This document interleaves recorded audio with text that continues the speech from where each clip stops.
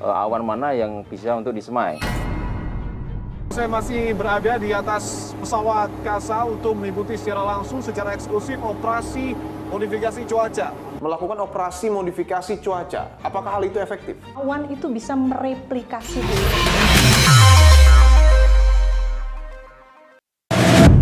Saudara, saya sudah bersama dengan pengamat tata kota Universitas Trisakti dengan Bapak Yayat Supriyatna. Ya. Pak Yayat, terima kasih untuk waktunya, Pak. Ya. Pak, berbicara soal cuaca ekstrim tidak hanya terjadi di akhir Januari 2026, tapi prediksi BMKG hingga Februari. Ya. Sebelum Februari bahkan sudah ada sejumlah bencana banjir. Apakah hal ini bisa menggambarkan kegagalan sistem tata kelola sebuah kota? Ya, setiap kota itu punya perencanaan, master plan pengendalian banjir. Ya. Kalau kota yang bagus, dia sudah memperhitungkan, misalnya ada ki kuantil ya, 5 tahunan, 10 tahunan, Ya. 50 tahunan, 100 tahunan. Nah, dari pengukuran tahun seperti itu, dia tahu dalam konteks misalnya 50 tahun, 100 tahun, puncak tertinggi itu berapa misalnya. Nah, prediksinya ya, yang mungkin terjadi. Misalnya intensitas curah hujan yang bisa ditampung tuh 120 mm, artinya hujan sangat lebat. Kemudian didesainlah perencanaan drainase untuk mengantisipasi seperti itu. Tapi yang terjadi sekarang apa? Hujan makin banyak ekstrim, di atas 150 bahkan 200. Artinya apa? Kapasitas sistemnya itu terlampaui, seperti belajar dari kasus Jakarta. Oke, ini gambarannya. Jakarta, Ya. Jakarta didesain tahun 73 oleh NEDECO, itu sudah membangun satu perencanaan bagaimana sistem pengendalian banjirnya.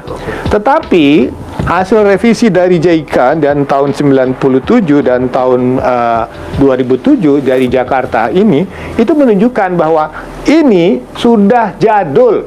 Artinya harus ditingkatkan 3 kali, 4 kali lipat kapasitasnya. Kenapa? Sedimentasinya tinggi.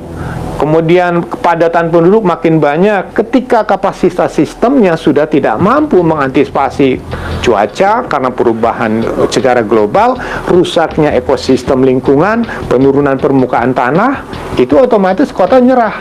Semua kota-kota pantai utara di Pulau Jawa itu terancam sebetulnya. Terancam oleh rob, terancam oleh penurunan permukaan tanah. Nah, seperti kasus Jakarta sekarang ini. Apakah kita memasrahkan persoalan ini pada modifikasi cuaca untuk menyelamatkan semua kawasan yang mengalami kerusakan yang sudah parah? Artinya menurut Pak Yayat, operasi modifikasi cuaca itu sangat tidak cukup untuk kemudian mengantisipasi banjir di Tidak menyelesaikan.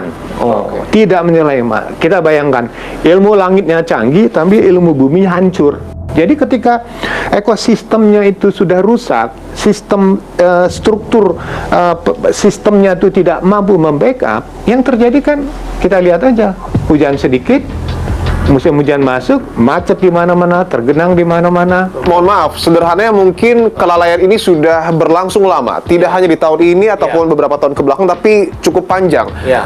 Menurut Pak Yayat, kesalahan apa yang paling mendasar selama ini kita lakukan? Nah, pertama satu, komitmen kita untuk menyelesaikan masalah itu tidak terselesaikan oleh setiap kepemimpinan. Nah, jadi para gubernur kita ini rata-rata 5 tahun, 10 tahun.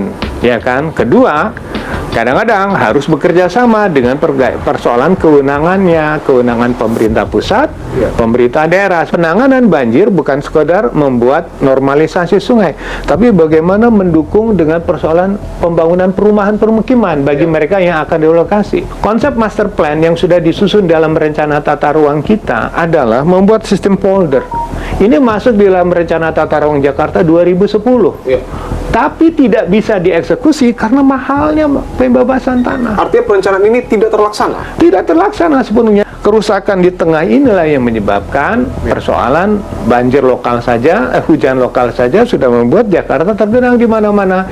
Karena satu, sistem drainase kita sudah tidak mampu mengantisipasi perubahan.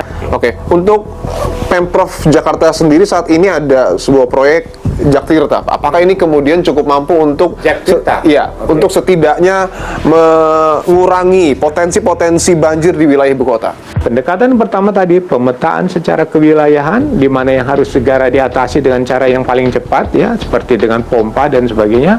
Kedua, ada upaya misalnya dengan cara meningkatkan kapasitas misalnya pintu air di Ancol ya. Pintu air itu artinya begini, dia punya kemampuan kapasitas untuk terjadi rob ya, dia mampu diangkat dan sebagainya. Itu harus dipetakan semuanya.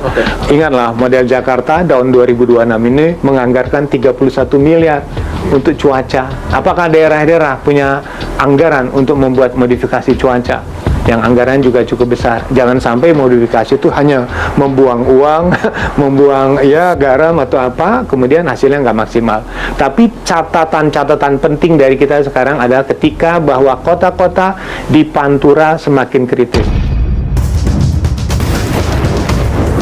Cuaca ekstrim yang terjadi mengingatkan potensi ancaman siklus banjir 5 tahunan. Masyarakat mesti bersiap karena bencana kerap terjadi di bawah awan yang gelap. Negara mengambil langkah antisipasi dan mitigasi keselamatan warganya haruslah menjadi yang utama. Saya Dipun Bahagia. Sampai jumpa minggu depan.